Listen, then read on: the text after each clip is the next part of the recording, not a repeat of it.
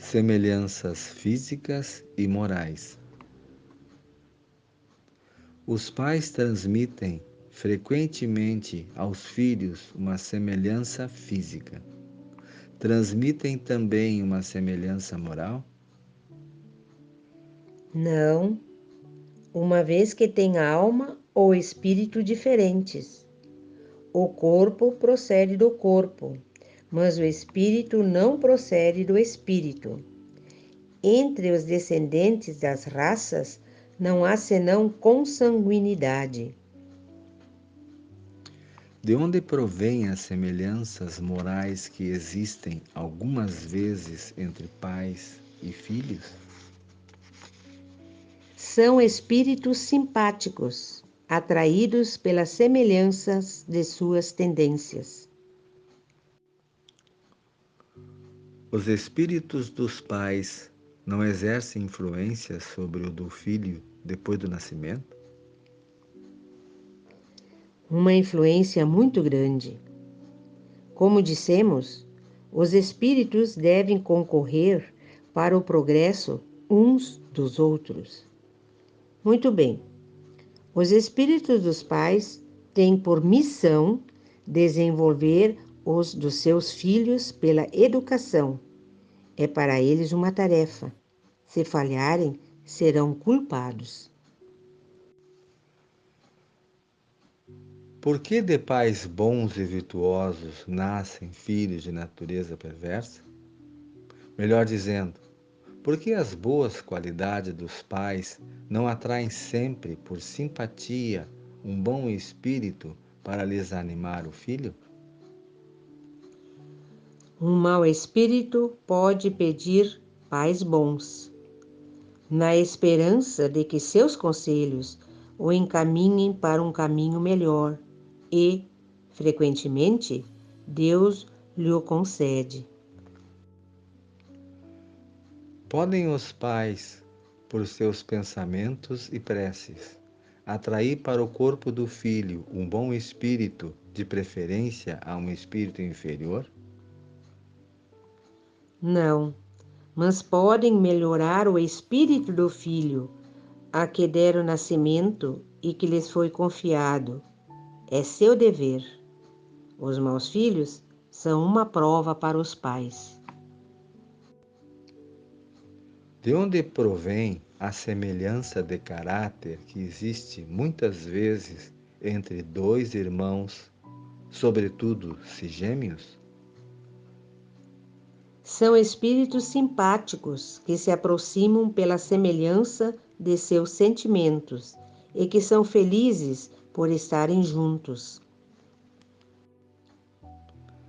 Nas crianças em que os corpos estão ligados e que têm certos órgãos em comum, existem dois espíritos, melhor dizendo, duas almas? Sim, mas sua semelhança frequentemente faz com que pareçam apenas um aos vossos olhos. Visto que espíritos encarnam como gêmeos por simpatia, de onde vem a aversão que se vê algumas vezes entre estes últimos? Não é uma regra que os gêmeos sejam espíritos simpáticos. Maus espíritos podem querer lutar juntos no teatro da vida. Que pensar das histórias de crianças que se agridem no ventre materno? Lendas. Para exemplificar que seu ódio era inveterado, fizeram no presente antes do nascimento. Geralmente não levais em conta as figuras poéticas. De onde provém o caráter distintivo que se nota em cada povo? Os espíritos têm também famílias formadas pela semelhança de seus pendores, mais ou menos purificados, segundo sua elevação. Muito bem, um povo é uma grande família, na qual se reúnem os espíritos simpáticos. A tendência que têm os membros dessas famílias a se unirem é a origem da semelhança que existe no caráter distintivo de cada povo. Julgas que os espíritos bons e humanitários procurem um povo duro e grosseiro? Não, os espíritos simpatizam com as coletividades, como simpatizam com os indivíduos. Aí, eles estão em seu meio. O homem conserva em suas novas existências os traços do caráter moral de suas existências anteriores? Sim, isso pode acontecer, mas, em se melhorando, ele muda. Sua posição social pode também não ser a mesma. Se de senhor passa a escravo, seus gostos serão diferentes e teríeis dificuldades em reconhecê-lo. Sendo o mesmo espírito nas diversas encarnações, suas manifestações podem ter, de uma a outra, certas analogias, modificadas, todavia, pelos costumes de sua nova posição, até que um aperfeiçoamento notável venha a mudar completamente o seu caráter. De orgulhoso e mau, pode tornar-se humilde e humano, se arrependeu. O homem, em suas diferentes encarnações, conserva os traços do caráter físico das existências anteriores? O novo corpo nenhuma relação tem com o antigo, que está destruído. Entretanto, o espírito se reflete sobre o corpo. Sem dúvida, o corpo não é mais que matéria, mas, malgrado isso, ele é modelado pela capacidade do espírito que lhe imprime um certo caráter, principalmente sobre o rosto, e é com fundamento que se designam os olhos como espelho da alma. Quer dizer que o rosto, mais particularmente, reflete a alma.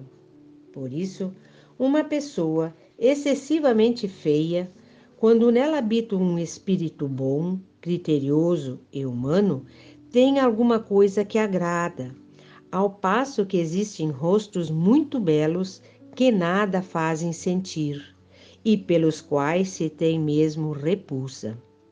Poderias crer que só os corpos bem feitos servem de envoltório aos espíritos mais perfeitos? Embora encontres todos os dias homens de bem sob aparências disformes? Sem haver uma semelhança pronunciada, a similitude de gostos e de pendores pode, pois, dar o que se chama um ar de família. O corpo que reveste a alma, numa nova encarnação, não tendo nenhuma relação necessária com o corpo que ela deixou, uma vez que pode ele ter tido uma procedência muito diferente, seria absurdo admitir-se uma sucessão de existências com uma semelhança física que não é senão fortuita. Entretanto, as qualidades do espírito modificam, muitas vezes, os órgãos que servem à sua manifestação e imprimem sobre o rosto e mesmo ao conjunto de maneiras um cunho especial. É assim que, sob um envoltório mais humilde, podem-se encontrar expressões de grandeza e de dignidade, enquanto que sob o vestuário de um grande senhor, vêem-se às vezes as expressões da baixeza e da infâmia. Certas pessoas, saídas das posições mais obscuras, adquirem, sem esforços, os hábitos e as maneiras da alta sociedade. Parece que elas reencontram o seu ambiente, ao passo que outras, malgrado o seu berço e a sua educação, estão sempre deslocadas nesse meio. Como explicar esse fato, senão como um reflexo do que foi o espírito?